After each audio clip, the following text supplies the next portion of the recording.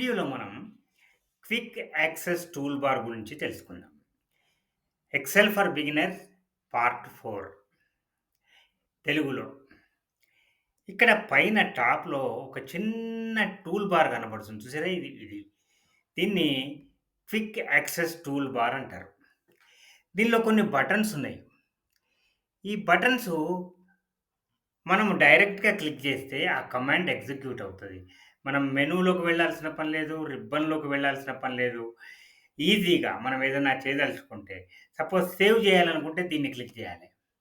అదేవిధంగా ఇక్కడ నేనేదో ఎంటర్ చేసినా, కానీ దాన్ని నాది తప్పనుకున్నా, అప్పుడు దీన్ని అండూ గూడా చేసుకోవచ్చు ఈ రకంగా. అండూ పోయింది చూసిర్రా? అదేవిధంగా ఇక్కడ రీడూ జేయొచ్చు. ఈ రకమైన బటన్స్ అన్నీ దీని మీదున్నాయి. ఇవన్నీ కూడా డిఫాల్ట్ బటన్స్ కావు. డిఫాల్ట్ ఈ సేవ్ బటను, ఈ ఆటో సేవ్ బటను, ఈ అండూ, రీడూ మాత్రమే. మనకు కావాల్సిన బటన్స్‌ను మనం దీనికి యాడ్ చేసుకోవచ్చు, తీసేయొచ్చు.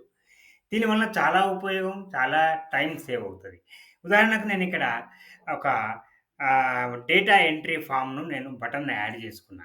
ఇప్పుడు ఇక్కడ నాకు ఒక డేటా ఉందనుకుందాం ఉదాహరణకు నేమ్, తర్వాత ఇక్కడేమో ఏజ్ అని ఉంది. ఇదుంది. ఇప్పుడు నేను డేటా ఎంట్రీ ఫార్మ్‌ను ఉపయోగించి దీనికి దీనిలో డేటా ఎంట్రీ చేస్తాను. చూడండి ఎంత ఈజీయో. క్లిక్ చేస్తే అయిపోయింది. ఓకే అంటాం మనము. ఓకే అన్న తర్వాత మనకు డేటా ఎంట్రీ ఫార్మ్ వచ్చేసింది. ఇప్పుడు దీనిలో మనము బాల కొత్తది, ఏజ్ 70, మళ్ళీ న్యూ రికార్డ్ ఎంటర్ చేస్తే న్యూ రికార్డ్ వచ్చేసింది. అను తర్వాత ఏజ్ 65 ట్యాబ్ నొక్కితే నెక్స్ట్ దానిలోకి వెళ్ళిపోతది. 65 ఎంటర్. ఇప్పుడు మనకు రికార్డులన్నీ ఇక్కడ ఎంటర్ అయితున్నాయా లేదా? ఈ రకంగా చాలా ఈజీ అయిపోతది. టైం సేవ్ అయితది.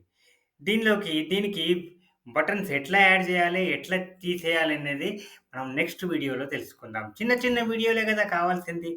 ఓకే.